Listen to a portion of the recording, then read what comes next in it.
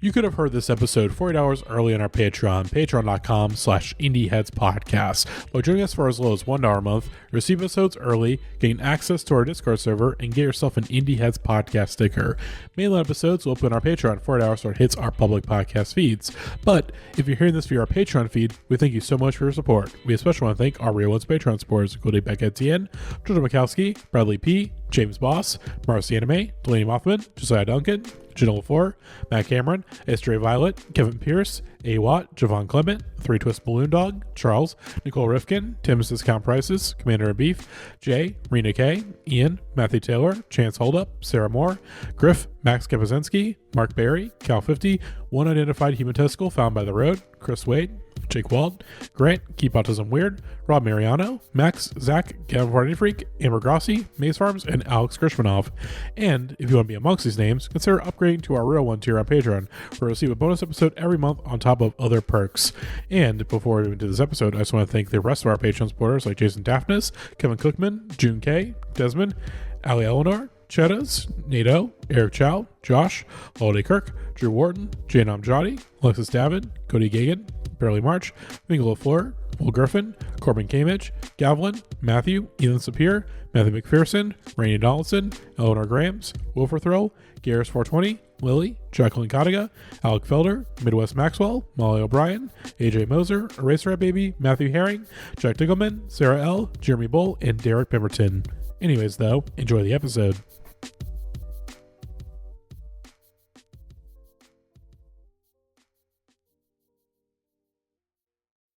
All right, listeners, before we begin this episode, we must address something very, very important that just happened, or that was just announced in the past week since our last episode was recorded.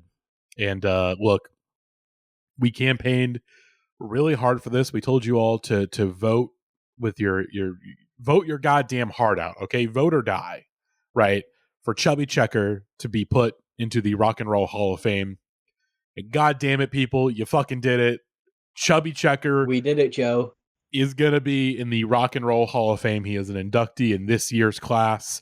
And I guess we can maybe discuss the class overall of who all got in. They're no longer racist against the chub. It's a very like ISIS-coded thing for us to do, kind of claiming responsibility for Chubby Checker's induction to the Hall of Fame. But there aren't going to be a lot of young people in the podcasting space who are touching on this topic, or if they are touching on the topic, aren't in support of Chubby Checker joining the Hall of Fame, calling him a novelty act. There were some very mean people online who are very negative towards the even mere idea of someone who had one of the most popular songs of all time being inducted to the Rock and Roll Hall of Fame. But nevertheless, we are here. Chubby Checker will be inducted into the Rock and Roll Hall of Fame this year, along with other acts like Bad Company, Joe Cocker, Cyndi Lauper, Outkast, Soundgarden, and the White Stripes. Congratulations to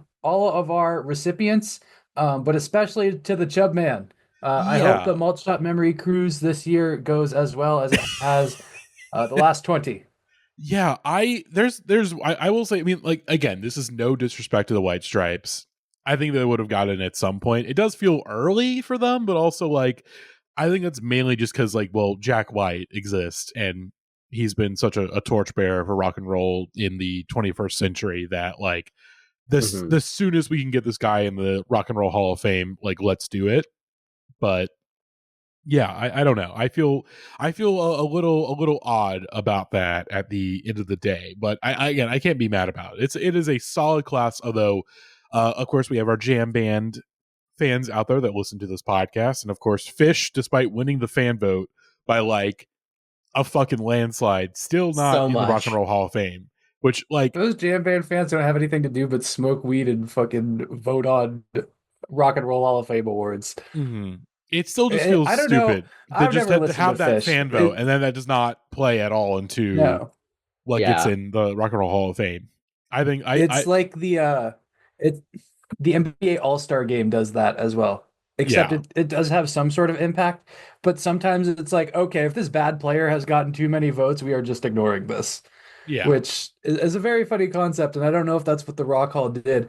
And probably, I don't know. The Rock Hall probably eschews bands like Fish for being, I don't know, dumb guy music or whatever, But which I don't again, necessarily agree with. yeah, Seems like Fish is a very polarizing band. I agree, but I feel like they're still pretty important. I feel like at some point Fish will get in, but I feel like, I don't know, this just didn't seem like the year for them. I think it does not seem like a jam band. Like, I feel like jam bands, like, obviously have it just feels weird to not put them in, because it's just like jam bands have come back in a pretty big way in the last couple of years, and you would think like, hey, here's one of those How bands dare that you really two set.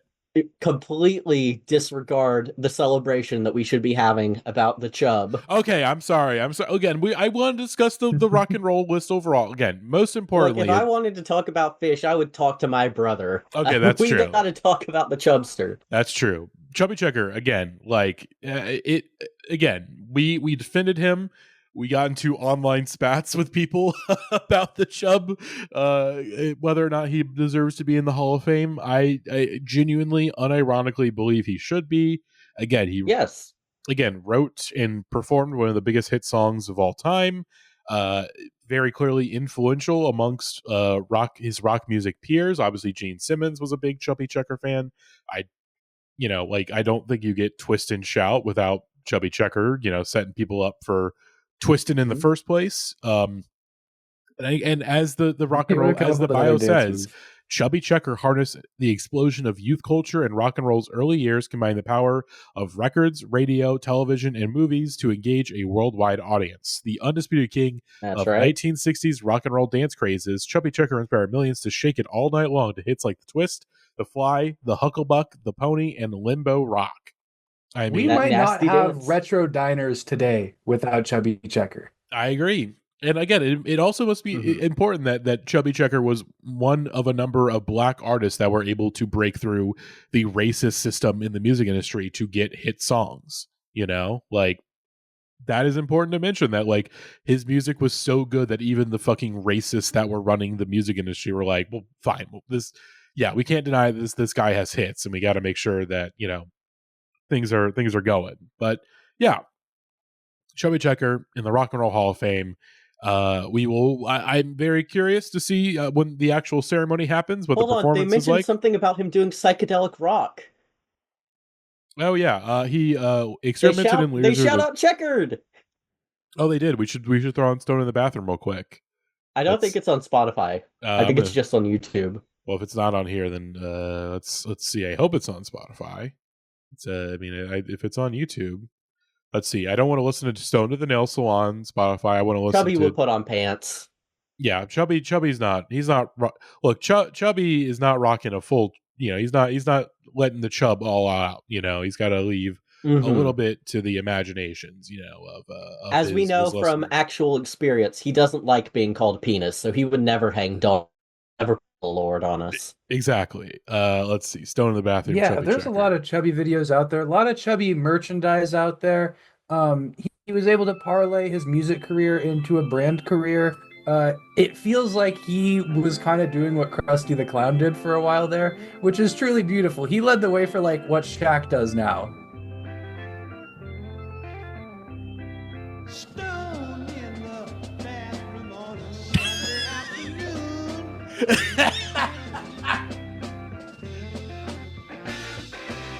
This is the best song ever. I feel like we got to do an episode on like these of like the quote unquote novelty guys trying to adapt to like the 70s. Oh, that would be so good. I feel like there's enough there to do an episode on. I may have to revisit that. But we're not here again. This episode's not about Chubby Checker, but of course we just need to provide an update for our listeners to know that hey, he's in the Rock and Roll Hall of Fame. Sitting on the edge of your seat. We're very, very excited to watch the ceremony later on in the year to see what the Chub, what's he going to bring to the Inshallah, ceremony. he will be alive when the induction happens. Maybe our favorite Republican on the podcast. Yeah, you could have twisted at the 2004 Republican National Convention with him, and that probably was a pretty good time. Yeah, it probably was. But that is not the episode we're doing today. We will, of course, provide more updates as more happens. But for right now, let's hear that theme song.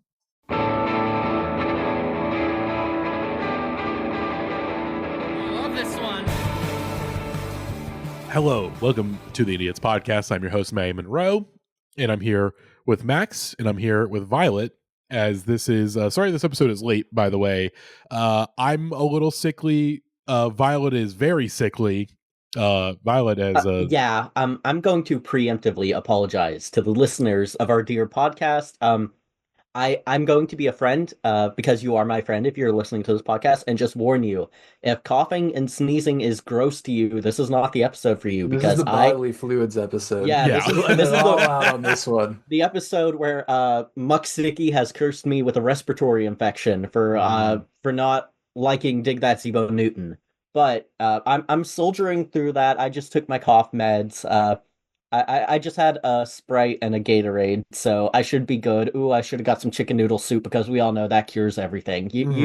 You don't need to get vaccinated. You just need chicken noodle soup. That's real. Again, Violet. That will be the second time that you get our podcast taken down due to COVID-19 misinformation. Oh, you know what, Matty? Please censor that. Yeah, I don't want to pull a Kiss the Wilkes twins on the pod again. But that's so funny like that a it got taken down because of that. That's so fucking funny. Yeah. Still to me. Is there even like a censure board for COVID-19 disinformation these days? We can probably say whatever the damn ass hell we want. I think probably not at this that's point. true. I mean, we're no longer in Joe Biden's America, So COVID-19 makes your erections harder and longer. Sorry.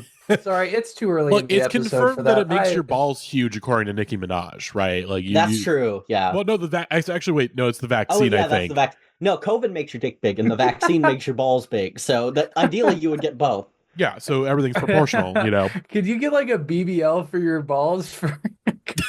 I think you have to get the Spanish influenza for that one. Oh yeah, or just get fluids injected into your balls. Oh yeah, getting COVID-19 injected into my ass. Oh my god! All right, we're getting a whole other tangent. We're here what today. What was the episode about again?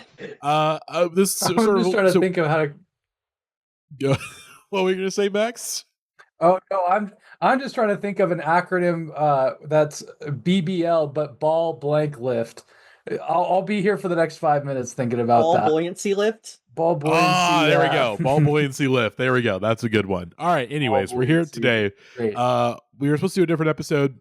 Things got delayed, and then things got delayed further because Violet is ill. But that's okay because I don't. Again, these things happen, and we also just put out like a nearly 3-hour episode last week, so I'm not like fuck that people need more content right away. Although I do like to make sure we keep on our weekly schedule. But things happen. Anyways, things got shifted around. We were supposed to do an episode. We were supposed to do Ruthless Fable this week, but Gavin and Natalie could not make it happen this week, which is fine because we have a very big schedule, so we can easily shift things around.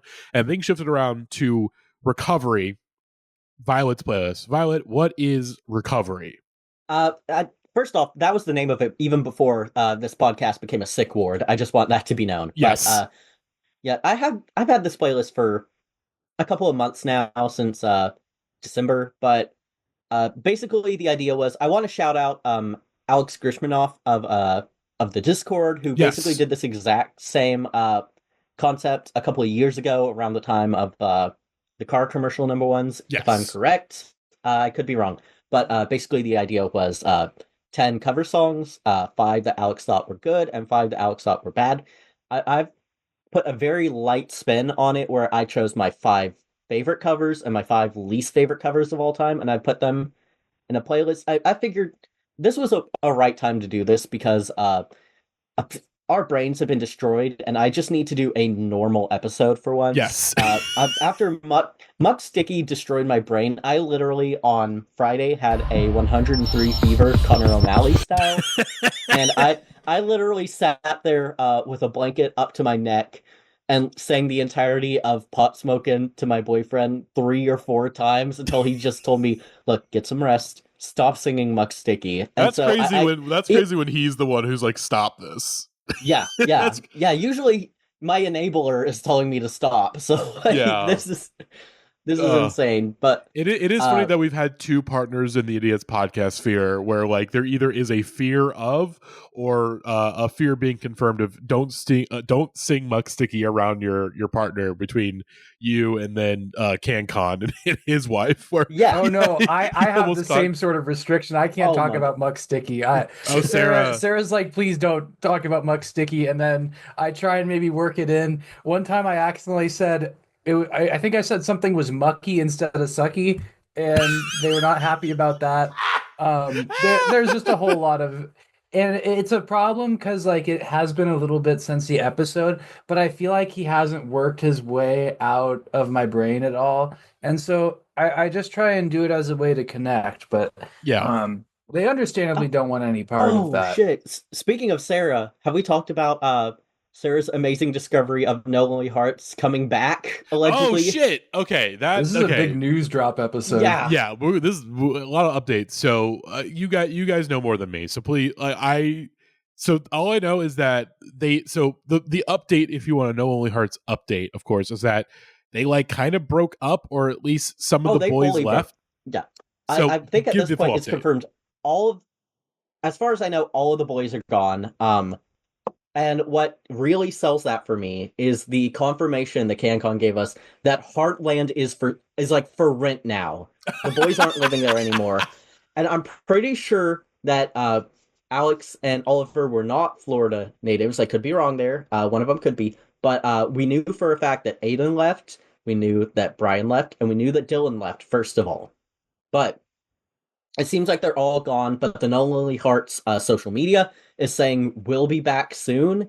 At some point, their website for No Lonely Hearts was like a dating website, but they were still putting NoLonelyHearts.com on all of their social media. And Gavin commented saying, "Hey, your website is advertising a dating site. What gives?" And now they have a new website that claims that they are a K-pop band, which I don't get. Yeah, we think the K stands for Key West because they are located in Florida. Still, as far as I know. I'm gonna look up the guy who, like the band member that owns it on LinkedIn, and see if because Gavin said he was having trouble finding that guy. But that sounds like a job for CanCon. I was gonna say that's a CanCon job right there. That is a CanCon he's job still right on there. here. But anyways, Nah, he's still rocking at you know where he's rocking at. I won't divulge his place of employment, but one of the members of this band is an all-time LinkedIn liar. All-time LinkedIn liar, dude.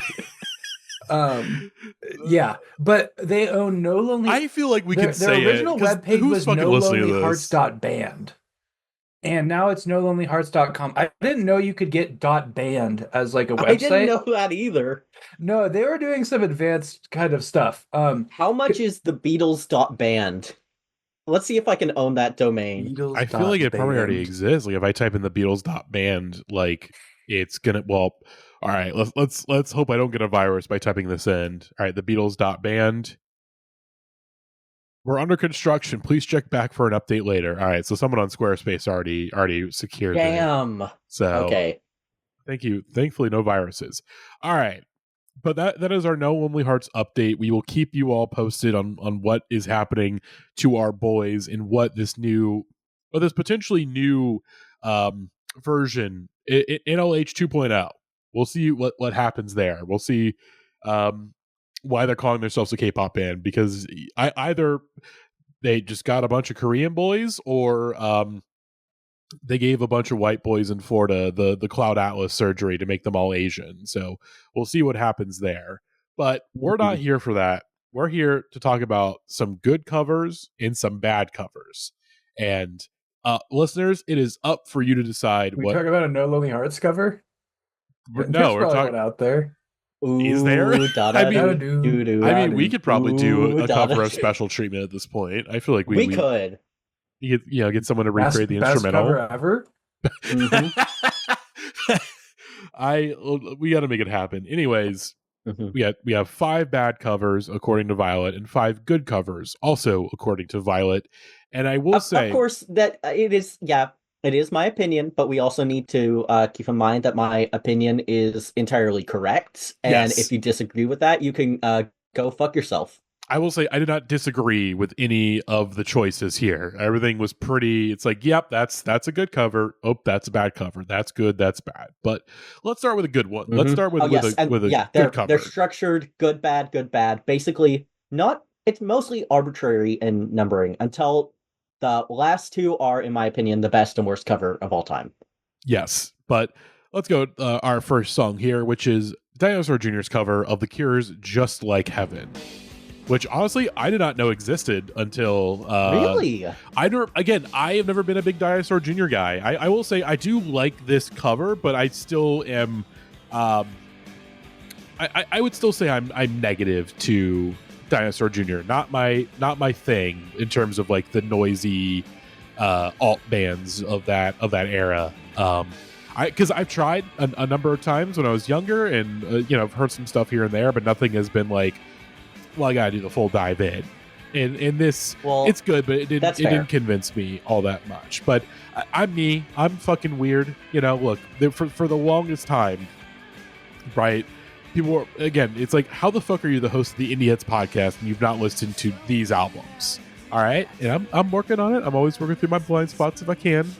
But DJ, I don't know. Nothing ever made me want to make the compelling dive in. I'll tell you what will get you into Dinosaur Jr., Matty. You've got to watch Gavin attempt to kickflip in our back garage or our back driveway for hours while the wagon plays. Okay. That'll get you into Dinosaur Jr., I know from experience. I really like this cover. We all know The Cure are basically my favorite band of all time. I adore them. Robert Smith himself has said that this is his favorite Cure cover ever, and that he wishes that he performed Just Like Heaven more like this, and he does so in live versions. They add a little more distortion, a little more punk energy to it. I love Just Like Heaven. It's one of my favorite songs of all time.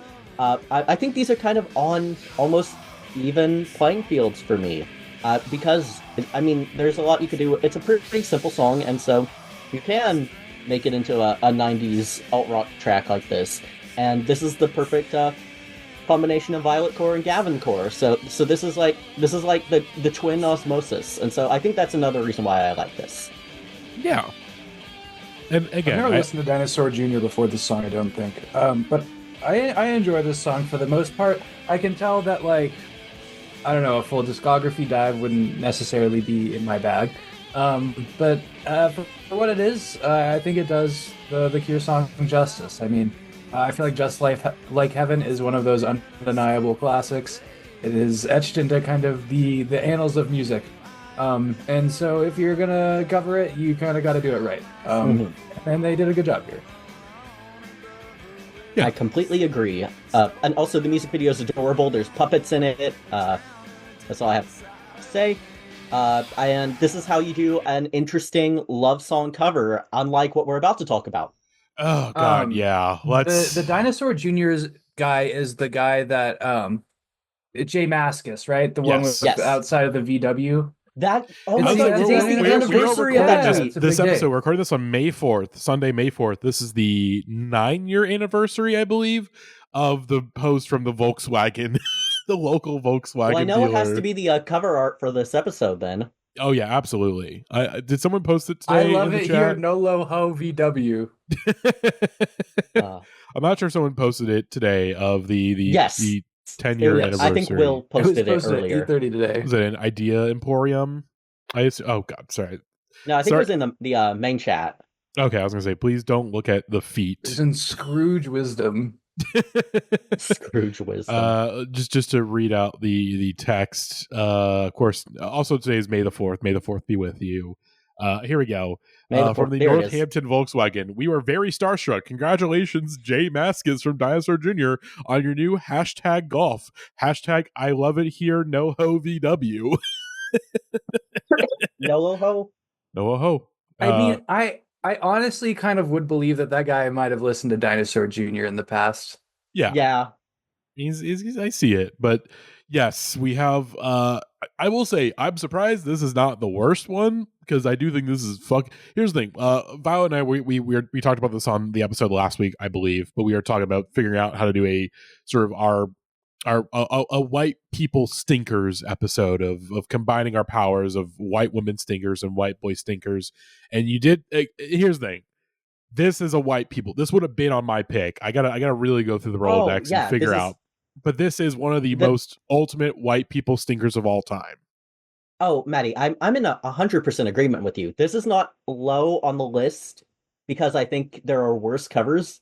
Ideally, this would be maybe tied for first. Yeah. This is here because it's basically a bookend with our final song, which I think is the worst cover of all time. It's basically the idea that I want to reiterate. We talked about this a little bit before we started recording, but I think now people are more on my side when it comes to this. But basically for the past 10, 15 years, my biggest pet peeve in music is I don't like calling people like stupid based on their music taste or anything. Like, music is music. You like what you like. It's fine. Like, we all know, I love my boyfriend very much, and I talk about the AJR and like the steampunk music that he will put on sometimes. And even though it's disgusting, I love him very much. He's not stupid. Mm-hmm. But if you are the type of person that puts on a slowed down, stripped down piano version of a song that was already sad with dichotomy beforehand, but you think the slow, stripped down cover is better because you're like, I never realized how sad this song was until this cover. You are stupid. If you like Calum Scott's Dancing on My Own, you are a stupid person. Yes, in full agreement. This is... It does so many things wrong with a cover. Calum Scott, you're a fucking... and I can say that. You can say I that. can say that. I make no value judgment on that statement. Yeah, I can't. I feel like this cover is kind of emblematic of probably like hundreds of covers that have been made, especially in the last 5 years. It's probably been a thing before that, but kind of with the way popular music has gone in the last few years, it feels like it's become a lot more popular to become just a slow, swagless, stripped down version of a song that had a lot more interesting things going on. And this feels like a poster child.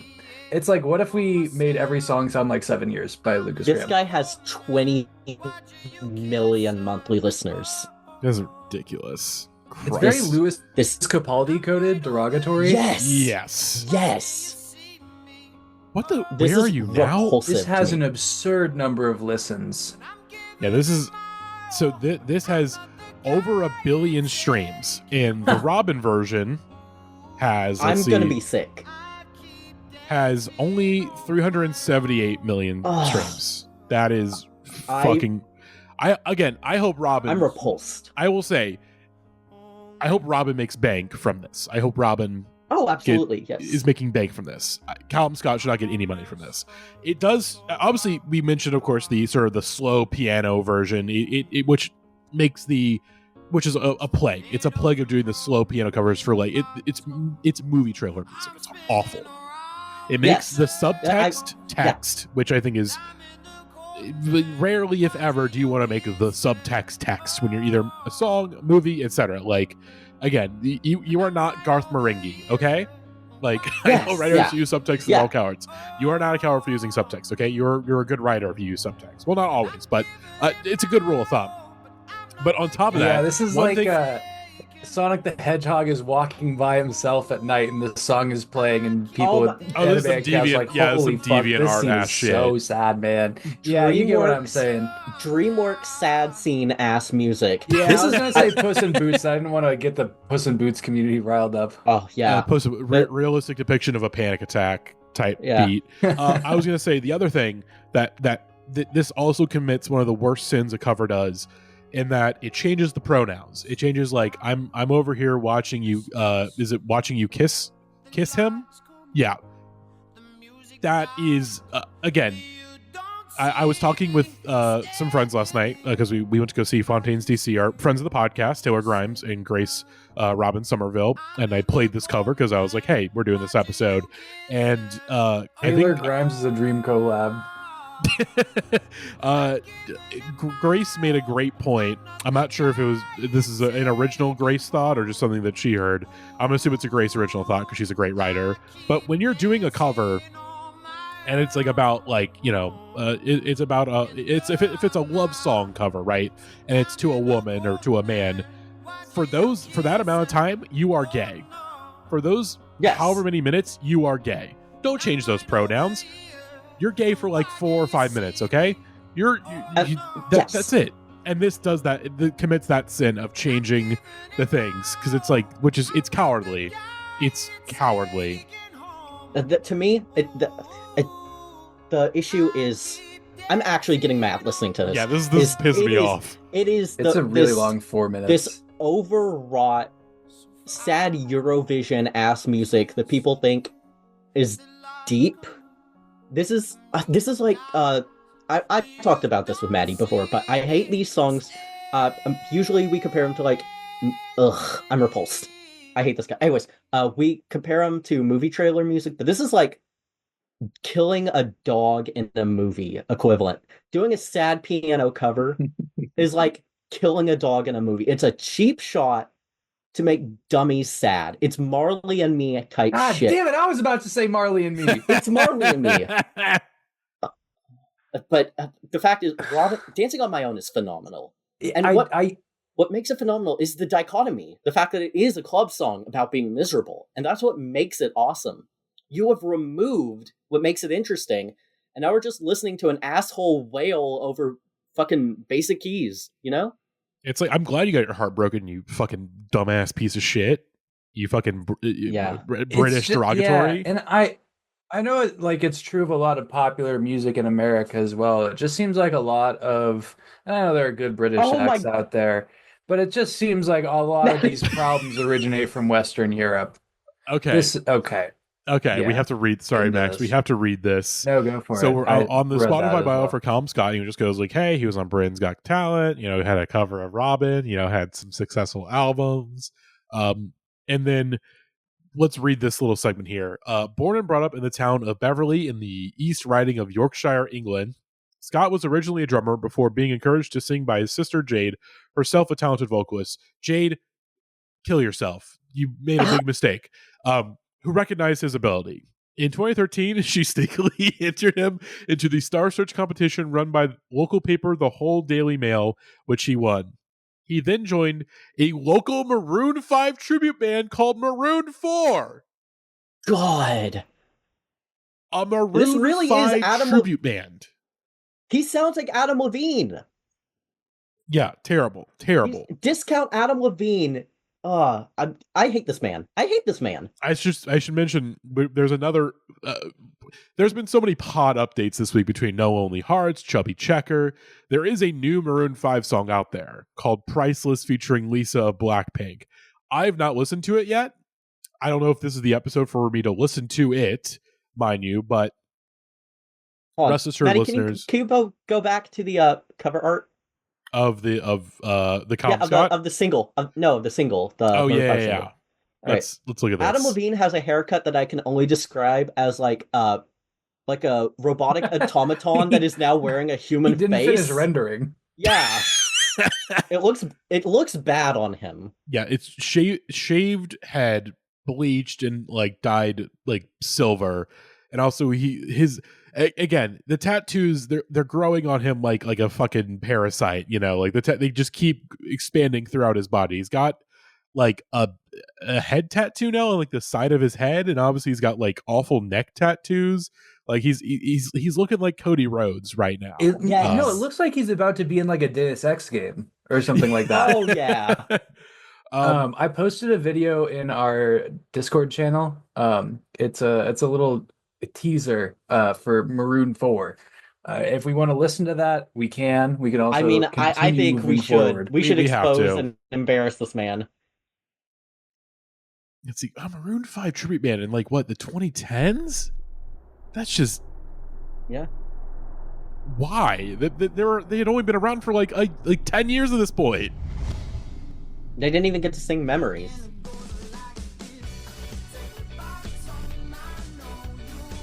What the fuck? God.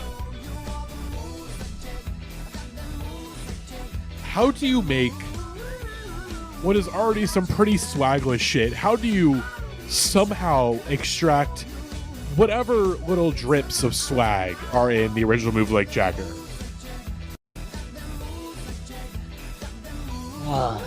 This is awful. Wow, this is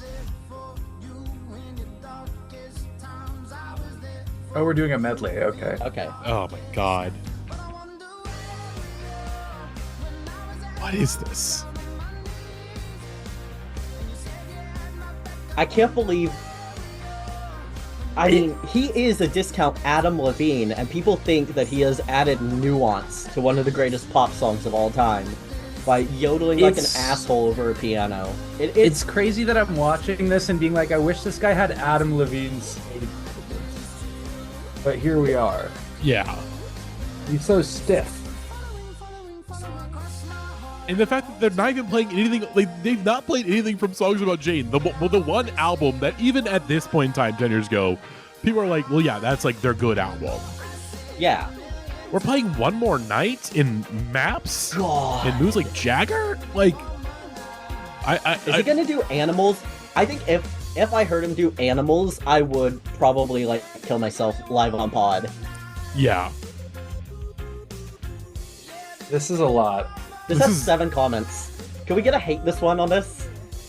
Do not like this one. All right, I'll comment that real quick.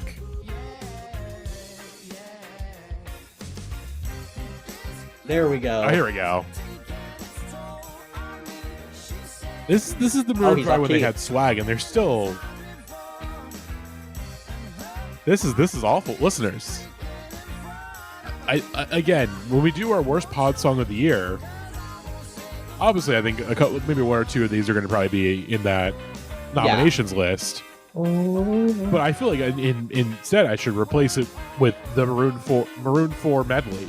Can we nominate Calum Scott for Dick Ass of the Year? There we go, Animals. Oh,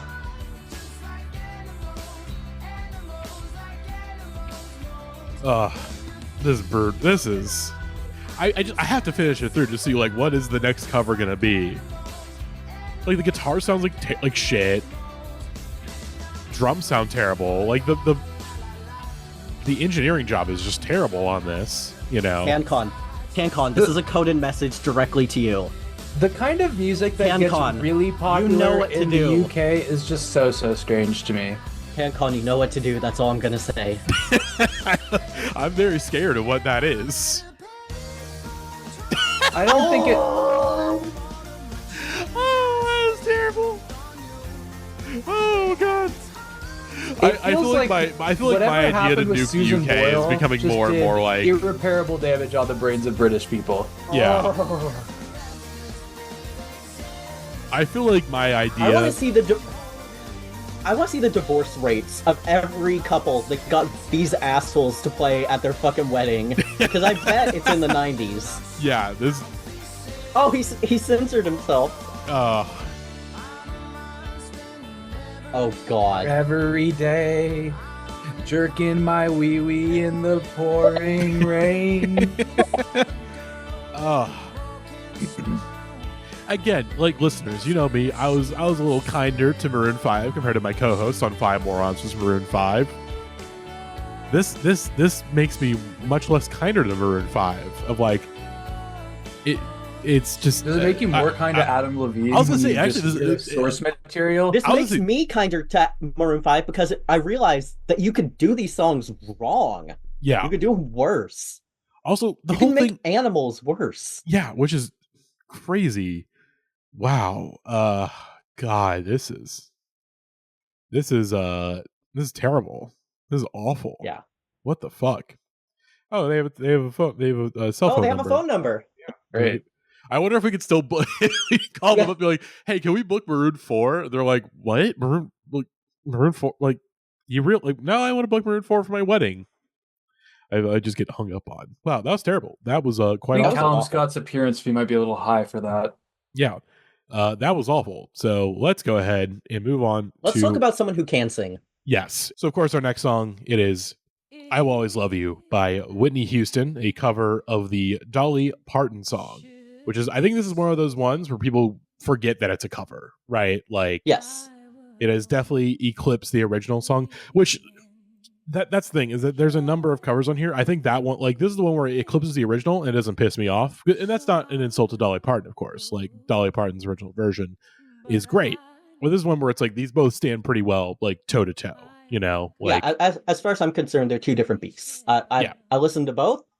I like them both. It's just that, yeah. I mean, it's hard to describe what a generational talent Whitney Houston was. The way she could belt, the way she delivered on so many songs. She had a few stinkers in the '90s, but I mean her good stuff. It all holds up. Like I Want to Dance with Somebody could be released today, and it would go number one. I mean she had the voice and. I don't know. I get sad when I think about the fact that she is not with us anymore. mm-hmm. Not to get emotional, but I mean, what is there to say about "I Will Always Love You"? I mean, we all have heard this song basically for our entire lives. We all know the emotional point where she just starts belting. We all know it's from The Bodyguard, a not very good movie that brought us one very good cover. It's "I Will Always Love You." If you look at any best covers ever, like list, this is always in the top 3, and they're not wrong. Mm-hmm. That's why I have it up here. Yeah, It's just a very well-written song that is sung by one of our all-time greats. What more is there to say? Yeah.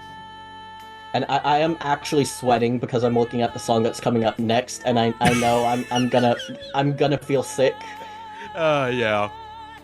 Even the breathers are giving me anxiety. This is survival horror. This is like Outlast. This is the part where you're hiding in the closet waiting for the stalker to show up again. This is like average Violet experience on the Indieheads podcast, and it's that SpongeBob meme where he's in the dark hallway. Yeah, SpongeBob and Silent Hill. Yeah. But yeah, this is great. Although it is funny, like, I guess in the context of the song, like, oh, she's just singing to Kevin Costner, you know, like, yeah, that is a little. It's pretty funny. That puts a little, yeah. And it's kind of funny too that he's like, yeah, Whitney was like my one great love, and it's like, what? I don't even think you guys actually dated. You just did a movie together. Like, what? Yeah. But it is funny that it's like he's been married multiple times. And even then he's like, yeah, Whitney Houston, that was my real true love. And it's like, what? Imagine being one of Kevin Costner's kids. If you have a bunch of failed marriages, I could see that becoming easier to say. That's true. Yeah. That is true. But yeah, no, this is what else? What do you want or need us to say? This is great. Whitney, of course, one of our all-time great vocalists. Her loss is tragic, and it's one of those things. It's like, it's. There we go. I mean, come on. Actual chills. I don't know if that's because I'm sick or because the song is phenomenal, but I think it's a little mix of both. But I mean, it's so fucked. It's ridiculous. It's ridiculous. It's fucked. Yeah. It's one of those cases where it's just like God, like you know, she could have been famous at any time, right? Like any time could have been famous, and it's like, again, wish that she was born into a group in a better environment. Yeah, that she could still be with us. When I listen to like modern pop stuff that is so very obviously inspired by like her 80s output, like you know, The Loneliest Time or like Levitating or something, I just think she would be killing it right now with this like kind of revival of songs inspired by her. If she was still here, she would be, oh my god, I didn't even bring up How Will I Know. That's like one of my favorite songs of all time. Yeah. I miss her. Yeah. Yeah, I had to look her up on Wikipedia because I don't know too much about her. I didn't want to say anything that was incorrect. Kind of like a Farrah Fawcett, Farrah Abraham situation. Oh, yeah. But yeah, like you guys both said, I Will Always Love You is a classic song. You hear that at a wedding. You hear that anywhere in public, anywhere in private. Okay, this is a Greg Turking. They're turning into Max Turkington. We all kind of I don't really think I have anything Turkington. of value to add here. What is there to say about like Whitney Houston now, though? Yes, she was one of the best vocalists of all time. Yes, her loss was tragic. All things correct, you know? Yeah. And it pisses me off that one of her top songs now on Spotify is fucking Kygo doing a remix of Higher Love. God. Such shit. Fucking Kygo, No. piece of shit. That is Speaking of shit that pisses us off, Yeah, let's not any more words on this song, or we ready to get pissed off? Okay. We had a really incredible time listening to someone with an incredible voice put emotion into a song. Now let's see what it looks like when it's made into fucking cop funeral music, as someone on Reddit once said. Bro, this is going off of the IDF funerals, like this is going Oh. crazy. This is Disturbed's Sound of Silence cover, which is one of the maybe the most epic Reddit bacon song of all time. Yeah, I was gonna get into. I was very tempted to put Johnny Cash's "Hurt" on here as one of the worst, just because I'm sick of hearing it. But I realized that's not fair to the Man in Black. That's a good love cover. Johnny That's Cash. over. There's a difference between overplay and like actually bad, and this is overplayed and actually bad. I realized, that it's the legacy of Johnny Cash's "Hurt" that I dislike as like the epic Reddit cover. It's his song now type shit. Votes to the left, whatever. But at the end of the day, it is Johnny Cash, one of our all-time greats, doing a cover of a song that really never should have been in his wheelhouse, but it ended up, and he put emotion into it, and it was great. I feel like it's it's not his fault. disrespectful to both artists almost. Yes. It's like Johnny Cash was maybe one of our first like pop country stars. Yes. And Nine Inch Nails have their own legacy, and kind of conflating the two and saying like, this is Johnny Cash now. Mhm. It feels like it's discrediting both of them in a way. Yeah. This song is, I was listening to it at the gym today, and for the first minute, I was like, is this one of the good covers? And then as it goes on, dear listener, you will quickly see that it is not one of the good covers. This is music. This is like a sad song for people who think Simon and Garfunkel is for pussies. Yes. I was talking to Max during the piss break, but this is music for someone that wears a Joker shirt to their divorce hearing. This is someone that has music for someone that has a tattoo cover-up that very obviously was a Nazi tattoo before. This is music for people that shave their heads because they're balding, but they think it makes them look tough. This is Wraparound Oakley's. Tears Behind a Wraparound Oakley's is basically what this is. This is 40-year-old RuneScape player music. Oh my god, yeah. Just adult man that thinks Jeff the Killer is scary music. Walmart Art the Clown shirt music. That is crazy. I don't even know Terrifier like that, but I was just about to say we're operating on the same wavelength today. It's a little frightening. This is a start of Vimax Enterprises right here. It's the hatred of Disturbed. We were having an expansion episode. Yes. Yeah, I'm expanding into the Violet Wing of Gab Max Enterprises. But that being said, David Draymond, go fuck yourself, Free Palestine. I hate your stupid fucking smug face. Your music is bad. Oh. This is music for people that, like, cry at the Dead Island trailer still, you know? That's a good pull. Assassin's Creed trailer music. That's what this is. Yeah. This should not be something they play on the radio. This should exist for Assassin's Creed trailers, and that's it. It sounds like David Draymond as just he sounds so constipated on the song. Someone's chasing him with a raccoon in the studio Censor at that point. one. Yeah. Okay. I said David Gayman. No. More like David. That's his name now. Yeah, David Gayman. Really. If we could call Anthony Kiedis Anthony Penis, then David Draymond's David Gayman now. Yeah, that's fine. You have again, a gay person is in this call, Max. You have the pass. Yeah. Okay. A gay person has spoken. Okay. Yeah. David Draymond, you're also a derogatory. Okay. Whoa. Oh. All right. Whoa. To be Okay, that clear, could be censored. Max Atala was not the person that just said that. Again, if this is a public episode, I censor anytime the word is said. It has to be done because people may take it the wrong way. Even though Please don't make me look at his face. Please all don't the make things me. Violet said about the people who like this kind of music is true. I don't understand how. I feel like coworker music or like things that coworkers like in general is it feels like people use that as a bludgeon without realizing that they are coworkers as well. But this is like a coworker, like your coworker that you do not want to talk to is showing you this song in the break room. Yeah. Yes. And you would do anything to get out of that break room, but there's nowhere to go. It just sucks that David Draymond is a Zionist because, well, yeah, duh. But it just sucks because one of life's great joys is watching old people do the Disturbed song at karaoke. Watch them do Down with the Yes, Sickness. yeah. That is one of life's greatest joys. I love to watch an old person try to do that song at karaoke. It's always a joy. And he's ruined that because he's a fucking Zionist piece of shit. You know? Ugh. He's, again, unapologetically Zionist till the day I die. And I hope that day is very, very soon, David Draymond. Although, maybe I want to keep you alive in like a torture chamber or something, dude. Because that'd be much preferable.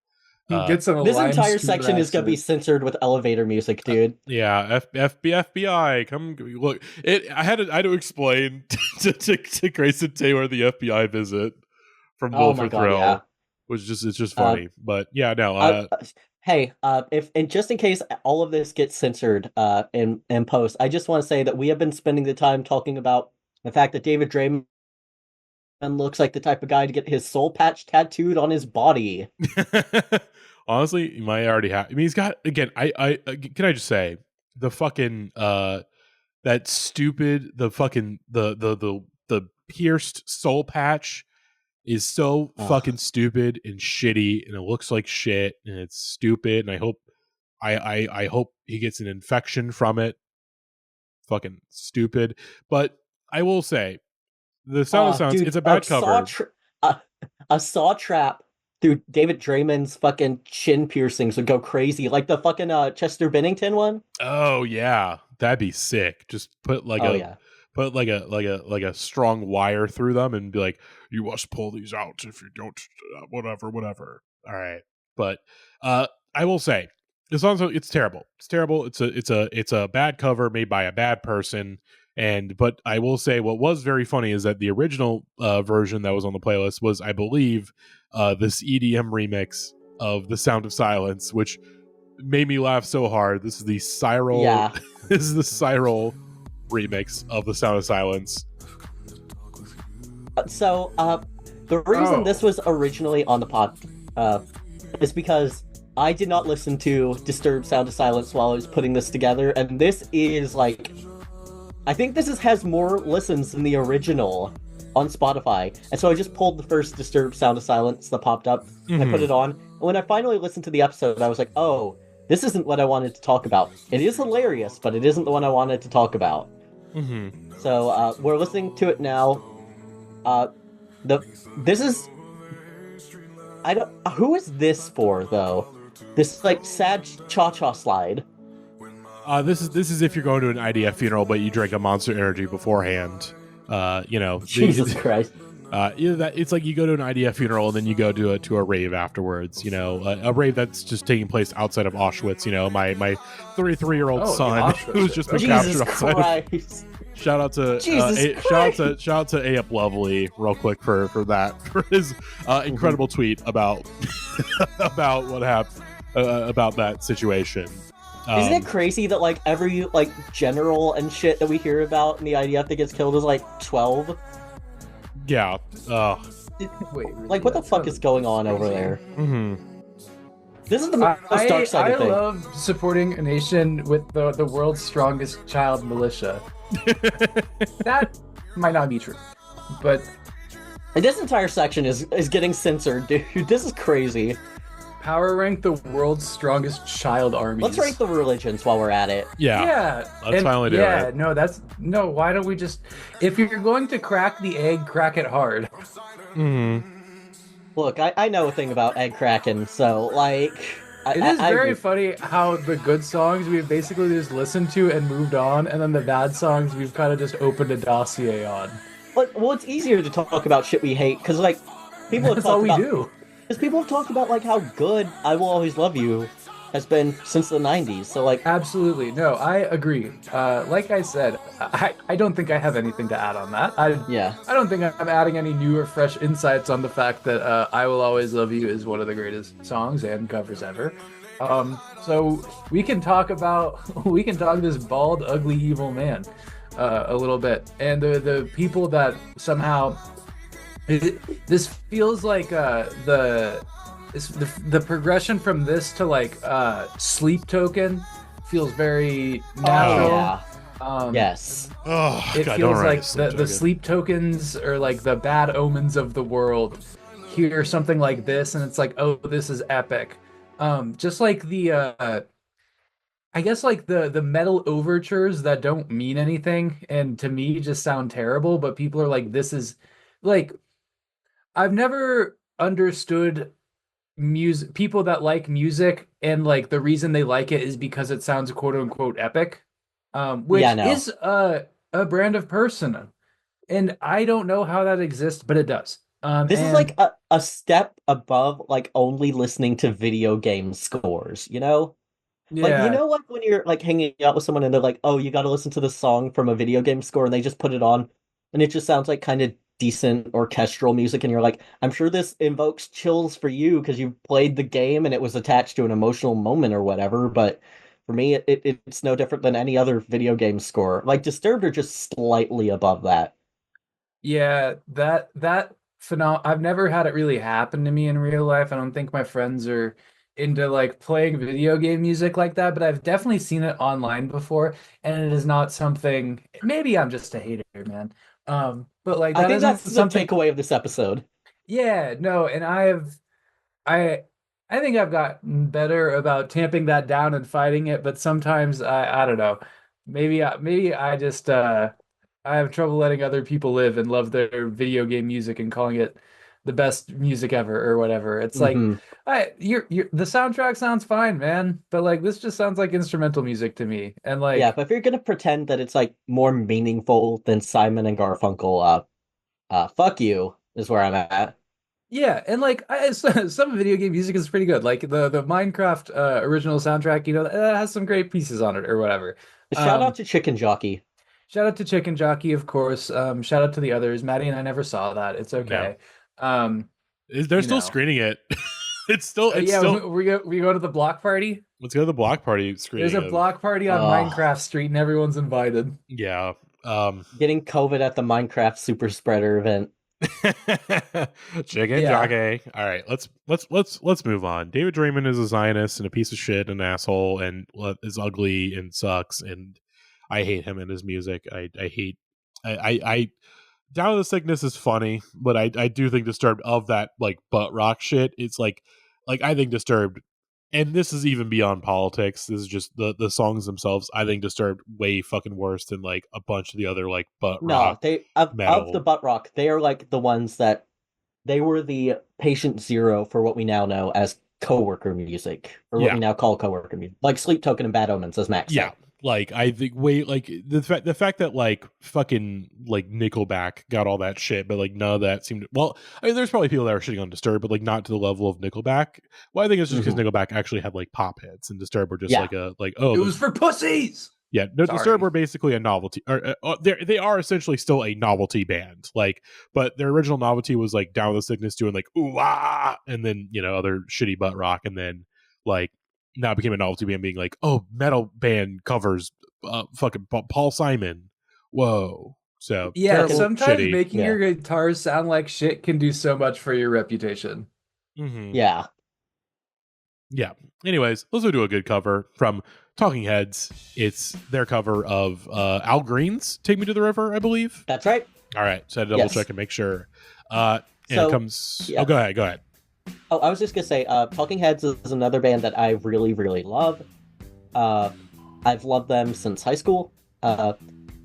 I mean, of course, it goes without saying that a white bitch with autism does fuck with the Talking Heads, but The fork was found in the kitchen. exactly. But this is one where sometimes people, when they insist a good cover, it has to be better than the original. And I don't know, on any given day, Al Green's "Take Me to the River" is just like such a good fucking song. I don't know if this is as good. The Talking Heads are a band. I'm a completionist for the Talking Heads. I am not for Al Green. But I think this song is still it's a complete like reimagining. It's not a soul song. It's this little funky little new wave, and I appreciate that you can rework a song like this and turn it into something new, different, but equal, maybe, depending on your ears. There's no accounting for taste there. But, I mean, what is there to say except for a slow little groove? Shout out to Tina Weymouth on the bass. She is killing that thing. And I could just imagine David Byrne's little white boy moves. Matty is grooving right now. This is Coco Melon for the autistic.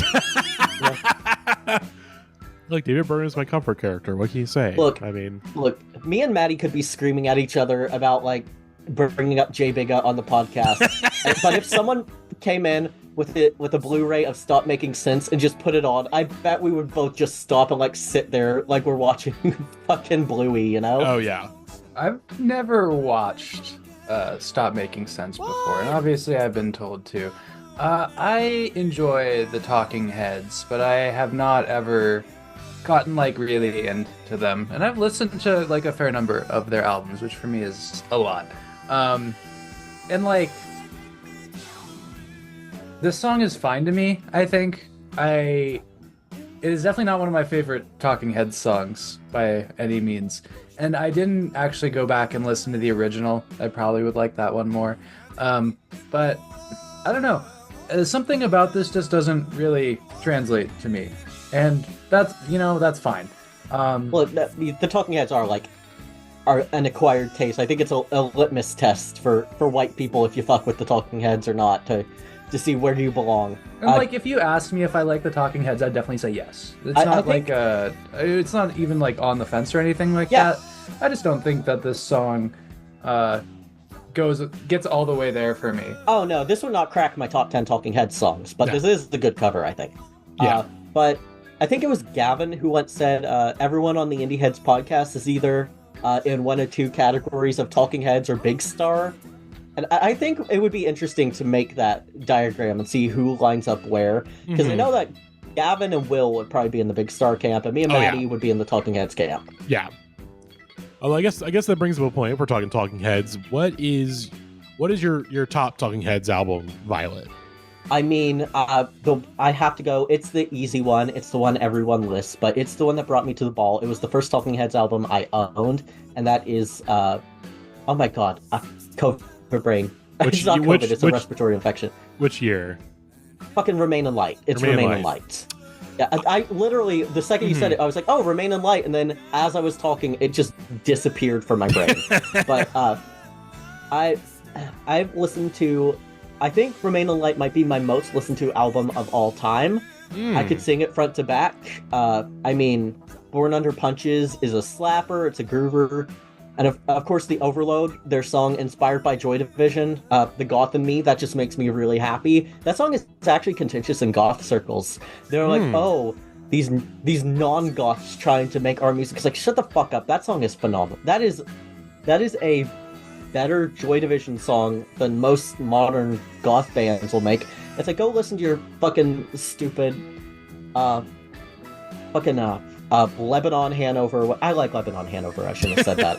But your modern goth bands are just like ripping off Peter Murphy and shit. I will groove with something made by someone that has a vision outside of what if I was Robert Smith and also Andrew Eldritch. But I like every song on this. I think that Thina Not Seen is probably the best song to describe gender dysphoria for me.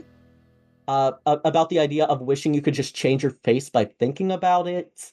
Of course, I mean, I'm looking at it right now, and every single song on this is a heater to me. I know a lot of people think that the A side is front loaded, and nothing on the B side is as good. I think it's good all the way through. I mean, I used to make Gavin and my friend Greg play Cross-Eyed and Painless with me on Rock Band a lot. Once in a Lifetime, what is there to say about Once in a Lifetime that can't be said at this point? That white boy groovin', shout out to Tony Basil on the choreography in the video. Yep. Shout out to Kermit the Frog for recreating it. Did you know that there's a reference to Once in a Lifetime in the Grim Adventures of Billy and Mandy? That doesn't surprise me. That feels like a show that'd be pulling There's an entire episode that starts with Grim having a dream where he's married and is living away from Billy and Mandy, and as the dream ends, he's like, "This is not my beautiful house. This is not my beautiful wife." And it ends with Billy like in his ear waking him up by going, "Same as it ever was, same as it ever was." And the second I saw that, I was like, "Oh shit, that's awesome." Hell yeah. The But- references for adults be hitting sometimes. They do. Ooh, when they reference something for adult, the Animaniacs be hitting so good when you want adult innuendo in your kids' cartoons. Mm-hmm. But I will say my top Talking Heads album, it's 77. I think Talking Heads 77 I is mean, my favorite. If it's not Remain in Light, it's 77. That's the thing. I feel like with sorry, we're doing music nerd shit. Look, it's important to Max remember is that gonna kill us by the end of it's this. important to remember that we used to be an indie music podcast, and this is us Mhm. tapping back into our roots a little bit. Mike the Snare put out a Talking Heads Deep Discog Dive like a year ago. And I was so pissed that essentially like his sort of overall thoughts were just like, yeah, it's a start for the band. And it's like, no. Like I hate this narrative that like 77 is just like, yeah, it's got like Psycho Killer and then a bunch of songs they were kind of working around. It's like, no, I think 77 is a fucking great album on its own. Yes. And like I think it's a fucking amazing, like very, obviously very early new wave, very early post-punk record. Like I think it's fucking great, and it's got some of their best songs, like Who Is It and Don't Worry About the Government, the book I read. Who is it? Who? Sorry, I just started singing. But I mean, this, you're absolutely right that I hate when people are like, oh, this is just like the beginning of, oh, they were punky before they branch out. But the important part is that punk influence stayed with them. Yeah. Like, and it influenced punk going forward. Yeah. Gavin is going to kill himself listening to this episode. Sorry, Gavin. Again, Gavin. I of course I love where the band would go. Obviously down the line. I mean, I think my favorite Talking Head song is probably "Girlfriend Is Better." And that's obviously them. Oh yeah, I mean, Speaking in Tongues is like the hit bringer, like burning down. Oh my god. Oh no, I just saw This Must Be the Place, and I'm like, is Speaking in Tongues? No, I'm gonna stay with Remain in Light, but there is a real chance that This Must Be the Place might be my favorite song of all time. I played it for my boyfriend, and my boyfriend doesn't really. We have taste. The Talking Heads is like one of those very few bands that we both converge on and hyper fixate on. My boyfriend loves Speaking in Tongues. He said if at our wedding, we need to play This Must Be the Place, and I am in full agreement. Hey, I got engaged too, if y'all didn't know that. Yay! Hell yeah. Anyways, yeah. I will say, speaking of engagements and things of that nature, obviously, congrats to Vibe. Of course, we want to congratulate our friends of the podcast, Chris Wade and Molly O'Brien. They're having a fucking baby in August. That's great. Congratulations, Chris and Molly. I'm so sorry I got really drunk on the car commercial #1s and started doing Gautier makeup. I think they appreciated that. Well, yeah. But no, congratulations to them, and of course, congratulations to Violet and Moth. Moth? Yeah. Moth. We love Moth. He may send a million Instagram reels to Matty every day, but that is his love language, and that's how he shows that he loves and appreciates Matty. Yes, but yeah, no, Talking Heads 77 is great. Obviously, Speaking in Tongues. Again, those first few records, they're fucking great. Obviously, kind of things go a little haywire after Little Creatures and whatnot. But again, I disagree. I don't think those records are bad. But I do think we got True Stories. Wild. I know. Life. Again, that's no insult, but it's clear like there is the run from 77 to Speaking in Tongues is pretty.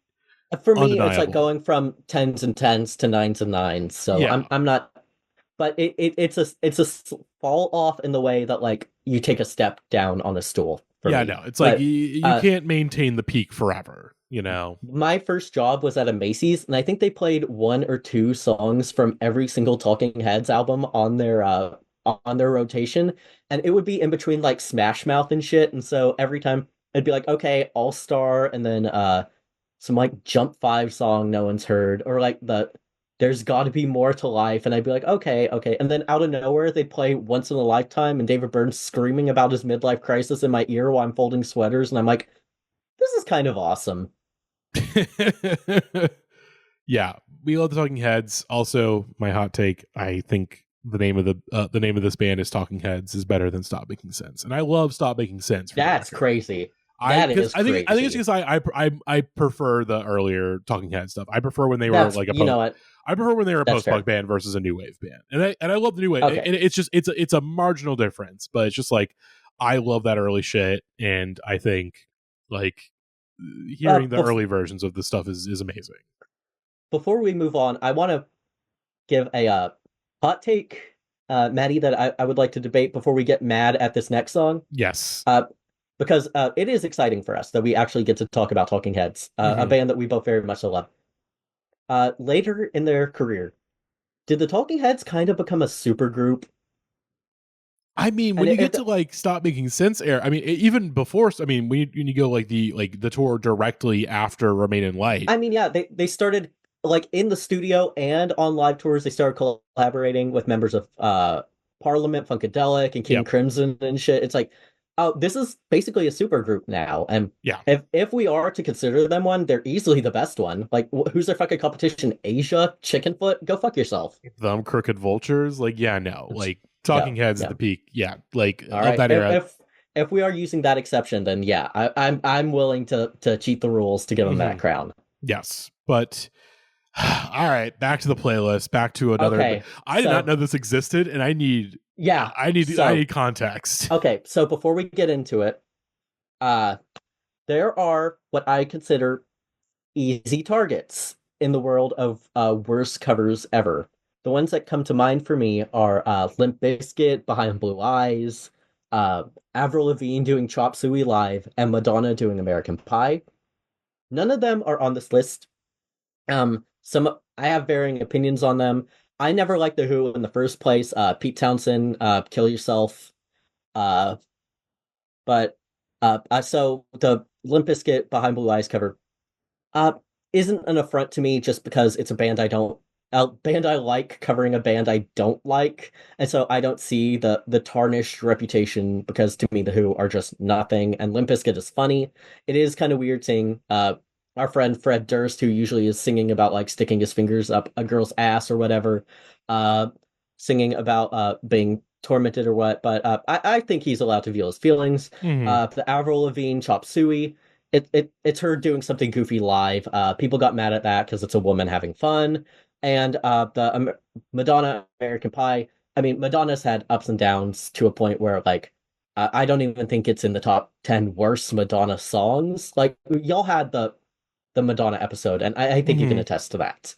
But there is one song that keeps showing up on worst covers ever that I 100% agree with, because, well, I think it's kind of an affront to the original on a like an actual kind of moral level, for these British preening white men to cover one of the most politically charged songs in Black America.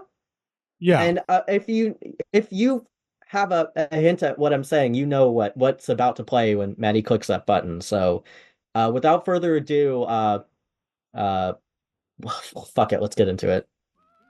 Yeah, this song is terrible. I'm still here, by the way. This song is really, really awful.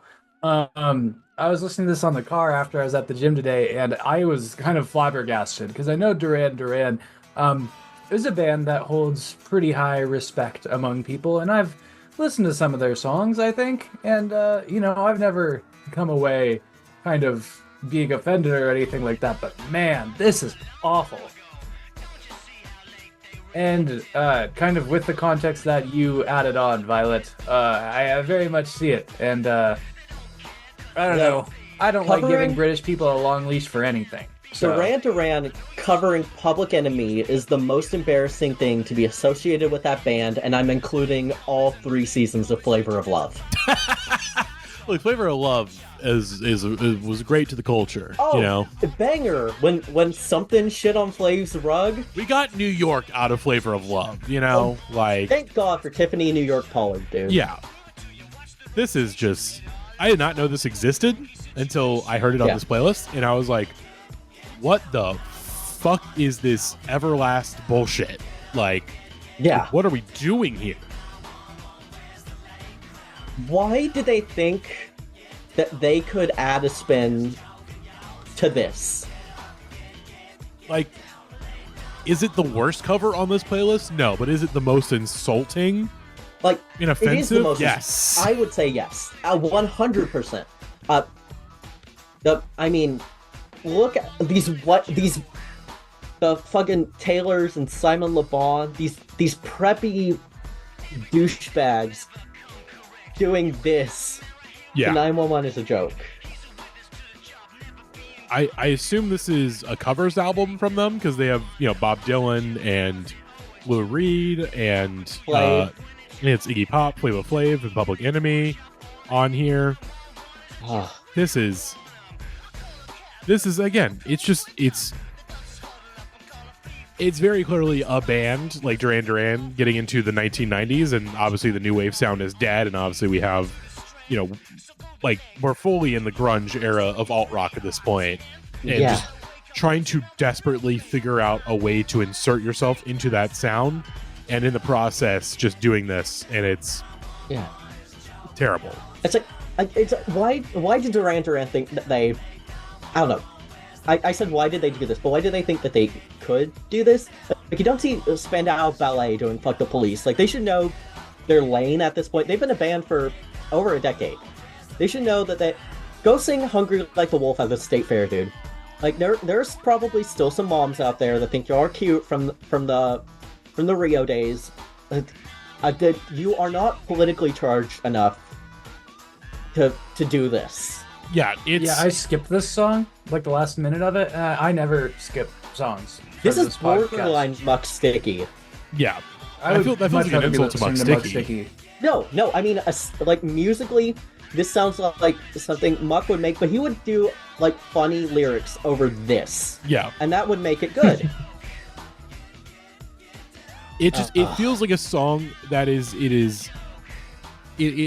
feels too jokey. It does not feel like it's playing it straight. It's like, what if us British white boys, what if we cover Public Enemy, like what if we do that? And it's just it's awful and it's bad, and it again, like, This is like the birth of a carpool karaoke, basically. oh god. Yeah, just it is a bad idea all around. Musically it sucks. Like, it sucks. It sucks. And you listen, of course, because of this, I listened to the original version, and it just makes it like if you think like, oh come on, does it sound that bad? It's like, go listen to the original and then like go back to this, and you're like, oh my god, these white boys need to die. Like, what the fuck is going on? Terrible, awful. Yeah, no, this is insane. From conception to release, this was a huge mistake. Mhm. I'm not a big Duran fan.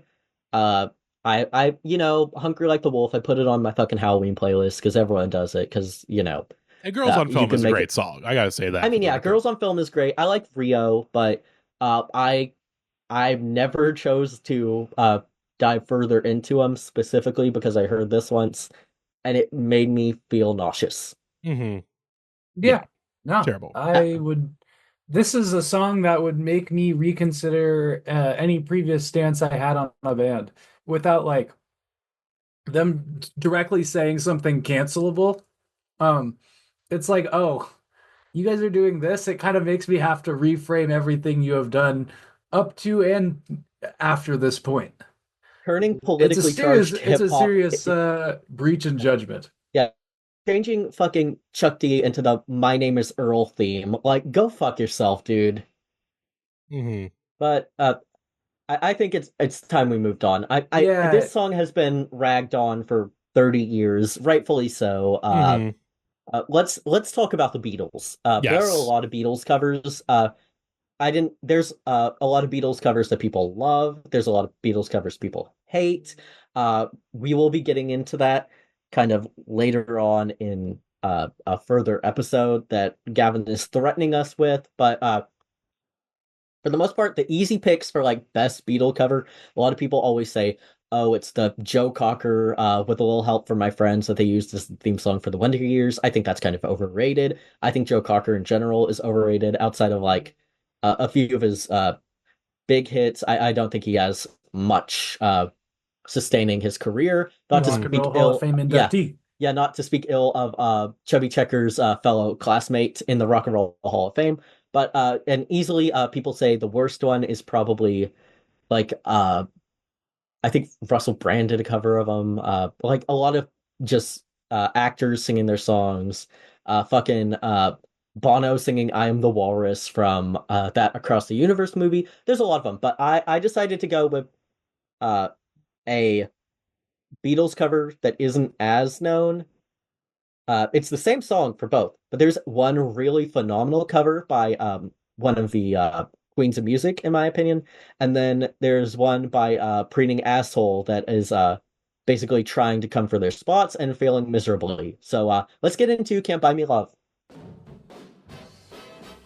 I guess it didn't make me, again, this made me realize, I'm like, oh yeah, shit, this was an original Beatles song. Like I like, it's one of those ones, like, that's the thing with the Beatles, is that they just fundamentally altered the shape of pop music, that you're just like, it feels weird to hear, like, it's like, oh yeah, like Ella Fitzgerald and the Beatles were like at a point in time contemporaries, like that just doesn't compute in my head, Yeah. God, I love Ella Fitzgerald though. It is obviously I don't think we can say anything to expand upon the Beatles, but where we are in music now, it is hard to imagine a band even having the potential to be as influential on the scope of music history as a whole as the Beatles were. Yes. This is just a basic groover. She took one of the Beatles' more straightforward, early Beatles, they were all pretty straightforward pop hits. But I like the arrangement here. I love the big band of it all. And what am I supposed to? Am I supposed to say? Oh, Ella Fitzgerald sounds good on this song. It's like, yeah, obviously. But this is the kind of stuff that I'd be grooving to. I wish this was one of those duets she did with like Louis Armstrong, because I think he would come on here and they'd do some sick Lennon McCartney harmonies. But you can't always get what you want. But she did good with this. Mm-hmm. Yeah, this is, again, it's a great cover.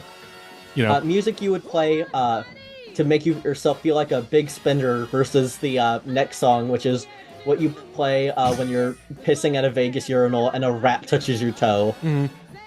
Year as Can't Be My Love, either within the same year, so it is like interesting to hear that right away, like, songwriters are like, oh, okay, like, we can, like, how malleable some of the Beatles tunes already were at this point in time. Like, oh yeah, hey, here's this like early rock and roll song that we're able to turn into like a show tune essentially, like, and it works and it sounds great, and it's like, wow, that just, it sounds natural. You're like, oh yeah, shit, like, yeah.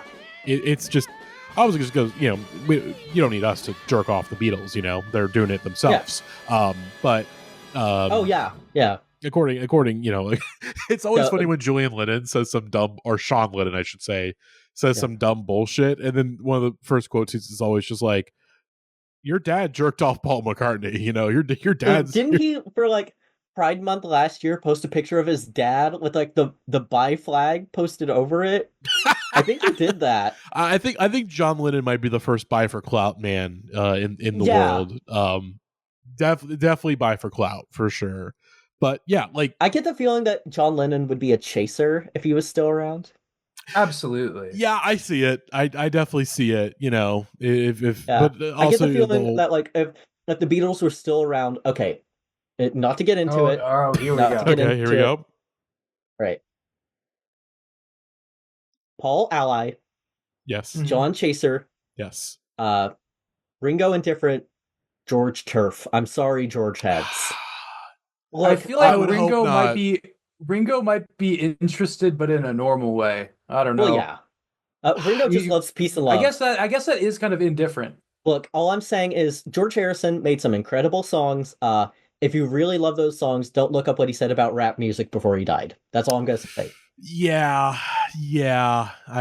I do see I see the vision, unfortunately. I do see the vision. When did George Harrison die? Was it like the 90s? 2001, I think. Okay. He died in 9/11. 102, I think. It was early 2000s.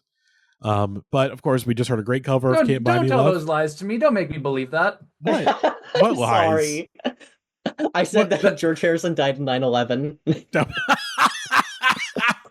Again, look.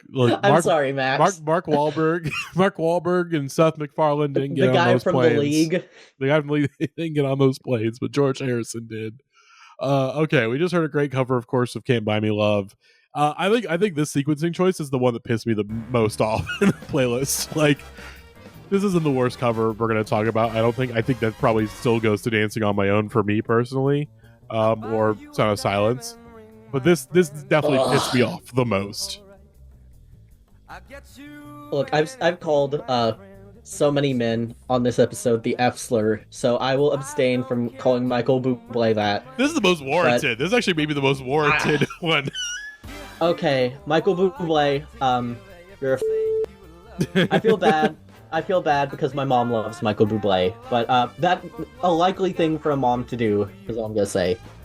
My mom had this CD in her car, and it was always on rotation. It was that or the fucking Phantom of the Opera movie soundtrack. It was one of those two when we were going on trips with mom.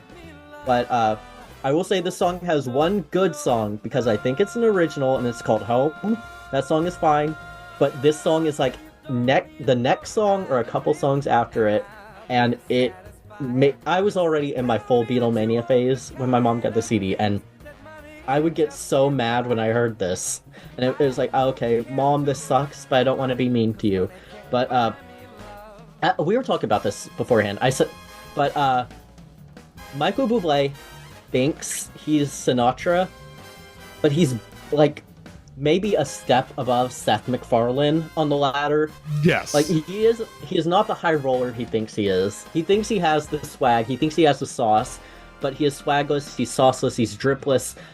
This is a man that I believe eats saltines and drinks water in his spare time. I think they just keep him in a tube until it's time to sing a Dean Martin song. He is a Rat Pack homunculus. He's not interesting enough to try to pull this off. His voice is good, but they should keep him in a freezer until Christmas. He seems like one of those serotonin deprivation kind of guys. Yeah. Austerity, stoicism, things of that nature. I don't know. He's like coworker music, but for someone in your family. Mm-hmm. I would say, like Sleep Token and like Bad Omens and all those bands. Those are coworker music when you're working at the grocery store. Michael Bublé is office coworker music, if that makes sense. Nope, that makes a ton of sense. Because, nope, I'm with you on that one. Yeah, this is it sucks shit. Christmas music. I feel like I don't even have something. Yeah, I don't have anything interesting to say about Even when this guy. he's really. not making Christmas music, it sounds like Christmas music. Yeah. Yeah. God. Again, all the choices this cover version makes compared to the Ella Fitzgerald version, it's just every wrong choice. Like, you have all the like big band elements that are way too fucking hot in the mix, and all the like the decisions he makes, like the changes he makes to the song itself, like when he comes in, when he comes out, like it's just every bad decision is made. Like it just does not again, it sounds like a Xerox copy of a different cover. Like, it sounds like whereas Ella Fitzgerald's like, okay, I have the Beatles version, like, how do I adapt this? This is like trying to adapt it's just like, don't touch it, man, don't touch it. Like, just like again, the best possible version of this cover, of the style you want to make it in, has been made. You don't need to touch it. Like, if you want to do this live, of course, like, hey, pull it out at a live show, that's great. Did it need to be on the record? Probably not. It's terrible. It sucks. Pissed me off. This pisses me off. It feels like it's intentionally made to be listened to passively. Like, yeah, like imagining someone like listening to a Michael Bublé album with headphones on is a baffling thought to me. Yes. In college, I had some friends who like really rocked with the Michael Bublé Christmas albums, and I was holding my tongue, but like I never got it. It's also, I don't know. It's not necessarily emotionless, but it does feel like clean and sparkly and soulless, and not in like I don't know. Maybe the Rat Pack had a bit of soul, a bit of gusto, a bit of swag, and Michael Bublé doesn't feel like that. It feels like the swag he is trying to emanate is like a guy in like a Peter Millar button down or whatever, and slacks and like in a brown belt and a $200 wristwatch, and being like, isn't this classy swag? And like, swag is for boys, class is for men type performer. yeah, what is the one? It's the tweet. It was like from a decade ago, but it was like a high school girl being like, when men start dressing like this, and it's just a guy in like a baseball tee. Oh Yes. yeah. That's the Michael Bublé target audience. Are we sure that Michael Bublé is not like a Harvard experiment where they made a lounge singer famous just I mean, to you see just what say would he's happen? a Rat Pack homunculus, like that's not too Yeah. far off. I mean, really the What only if what if the Rat Pack was straight edge? Is basically the vibe I get from Michael Bublé. honestly, that really the only positive thing that Michael Bublé has contributed to culture is the Ham and Bubbly sketch from SNL where Well, yeah. John Hamm tortures him. And I think that, of course, in that sketch, it's like, oh, Michael Bublé is being held hostage by John Hamm. That's so awful. And now it's like, oh, that's good. It's good that he's being held hostage by this man who has probably done crimes if you read up on anything about his frat, John Hamm's frat. Oh, I was about to say, do you think that sketch exists? So when you look up John Hamm torture, it doesn't pull up the college years. Oh, he's lucky. Yeah, he's lucky that sketch exists. Anyways. Yeah. Bad cover. Bad cover. Don't like it. I'm looking at what I chose as the best cover ever, and it's hitting me. What the fuck are we gonna say about this? Yeah. Oh, I'll probably choose to say little because the song speaks for itself. I didn't realize it was a cover. Yeah. The cover I mean, of what Otis else Redding. could be fucking...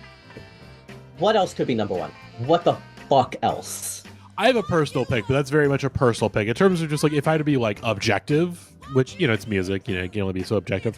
It's like, well, like yeah, no, this is this is the one. It's Respect by Aretha Franklin, cover of Otis Redding.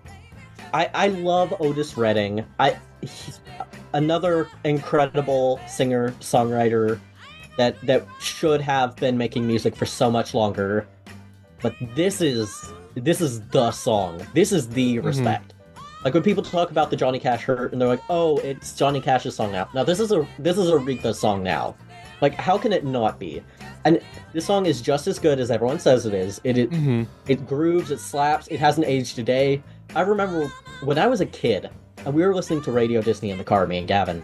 They would play like, the shit we talked about last week. They'd play fucking Ryan Cabrera and Simon and Milo and Lil Romeo, and then they'd throw this in the mix.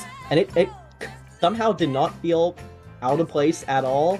It's very much so of its time, but also timeless in that it's just a well-produced, well orchestrated, just well-sung cover of the Otis Redding song. And it's a completely different reworking.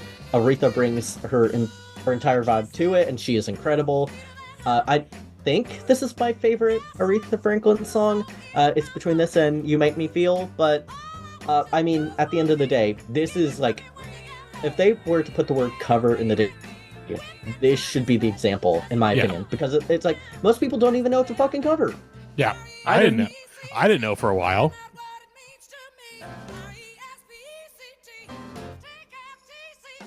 I mean, come on.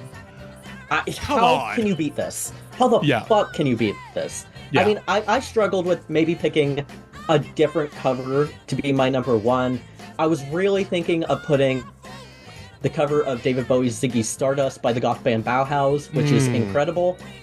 One of the best covers of all time, in my opinion. But at the end of the day, I had to go with my heart and pick what, in my opinion, just overall, like just for the culture, for myself, for the world, what I think is the best cover ever made. And it can't be anything but this. It really can't. Mm-hmm. Great cover. Great cover. And of course, that leads us to our worst cover. I'm getting mad. Before you press play, yes. Before you press play, Matty. Okay. I want to address the listeners at home. So, at the very beginning, I'm not going to say the name of the song until it starts playing. But at the very beginning of this episode, I said my most hated type of cover are idiots that take a song with an interesting dichotomy of making something, on a production level, very interesting. Maybe it has very fun instruments on it, has a fun beat, production-wise, something that is lively and then puts maybe sad lyrics, nuanced lyrics over it. I love songs like that. But if you take these songs and you put them on a piano and you yodel like an asshole about how sad everything is, you are not smart. You are making the subtext text, as fearless leader Matty once said. Mm-hmm. You are not adding a deeper layer. You are just stripping the nuance. I don't think people are dumb for their music taste. But if you think that these are more emotional or more thoughtful than the originals, I do think you're kind of dumb. If you take a song that's kind of funny and kind of sad and remove the kind of funny, you are not making it more whole. You are stripping that from the song. And I have to ask, to the dumbasses that like this song, Mm-hmm. do you actually think that this is emotional? Or did you watch Donnie Darko when you were 12? And was it the first movie that made you think you were a cinephile? Because if you actually listen to Gary Jules' Mad World and you think that this is deep and emotional, kill yourself. Why does he look like Howie Mandel? Oh shit, he does. He does. Okay. Holy shit. So when Vine was still a thing, Oh my! It's like if Howie Mandel and Perry Farrell went to the Fly Yes. Machine. with Adam Levine's tattoos Yes. and Jason Mraz's hat, but Yes. Can you go back to his artist bio really quick? I want you to read the last sentence of it. Oh yeah. No, last sentence of the first paragraph. Okay. Let's see. Gary Jules is an acclaimed singer-songwriter, best known for his hauntingly beautiful I guess rendition it's of what Mad the World, which has sentence amassed is. over 228 Fuck million you. streams on Spotify, was featured prominently in both the film Donnie Darko and Epic Games' Gears of War, and made Jules only the 6th American act ever to win the coveted UK Christmas #1 single in 2003. What do you mean, coveted #1 Christmas single? What is going on in the UK? It's a we've big seen the UK charts and we know that shit means nothing. Congratulations, you share a spot with Bob the Builder, Gary Jules. It's what you deserve. Yeah. Anyways, when Vine was still a thing, there was a very popular video of a small child singing the Gary Jules version of Mad World, and he sings the opening, "All around me are familiar faces," in a very nasally voice.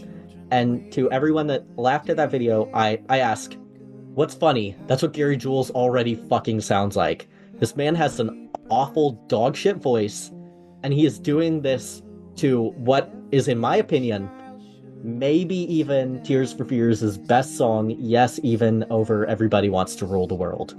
The thing about Mad World that makes it interesting is that it is, as the lyrics say, kind of funny, kind of sad. The whole thing has these frantic horns. It's like very interesting drum beat.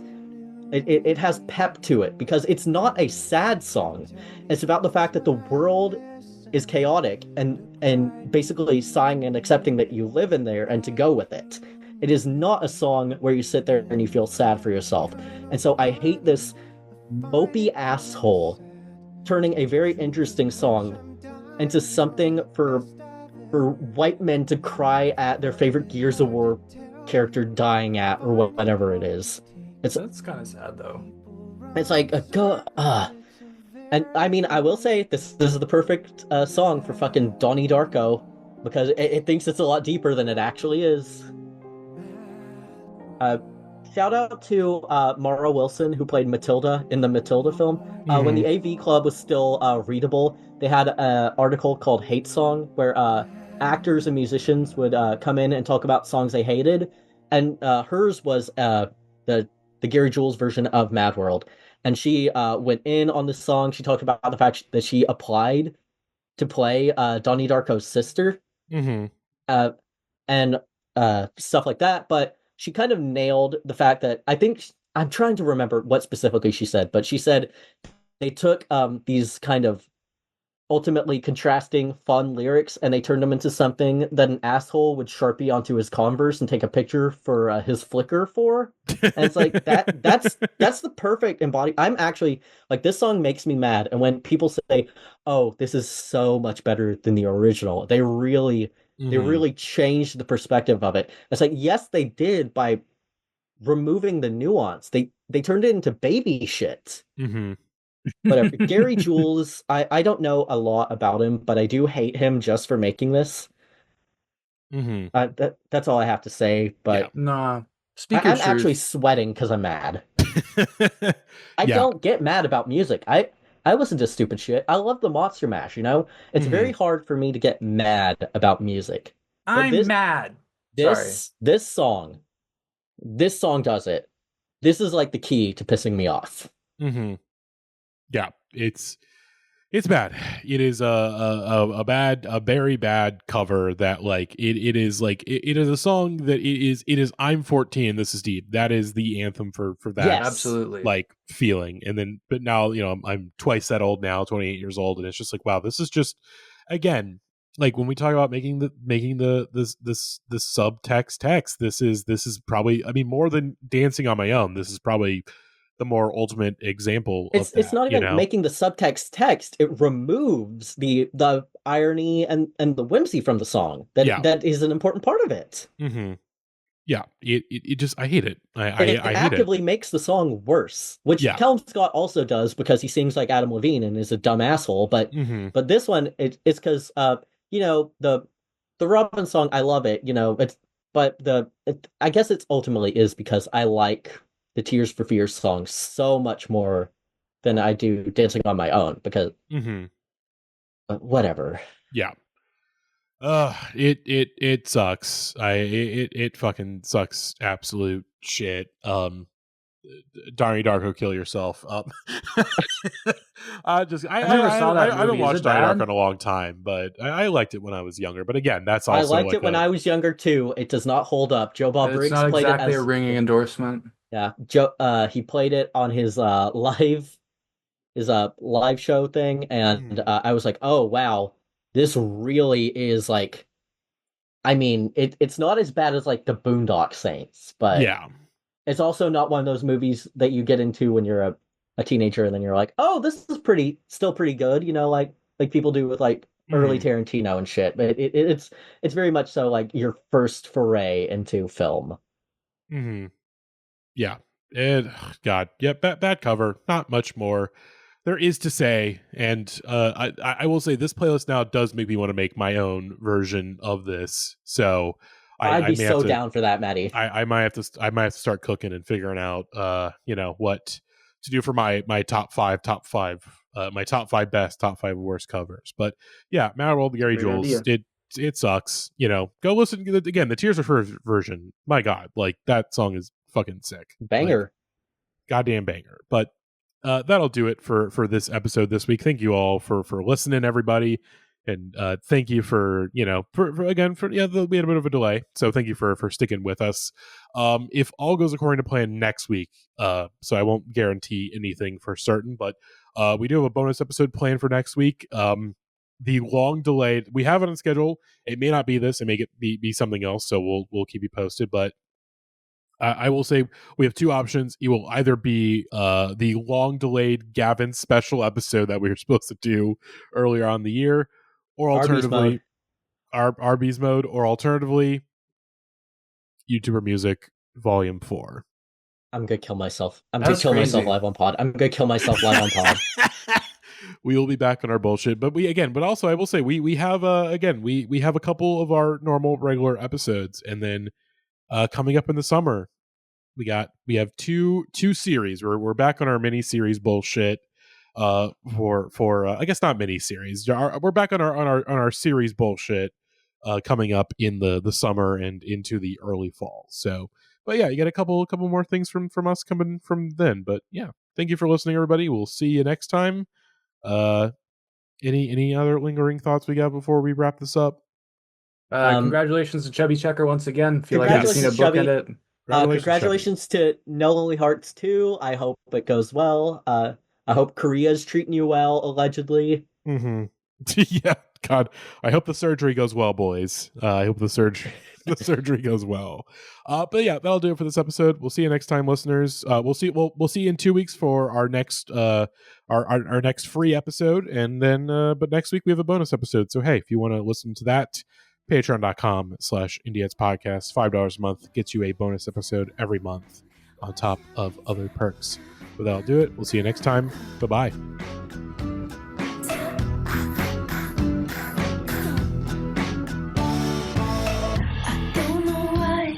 You treat me so bad.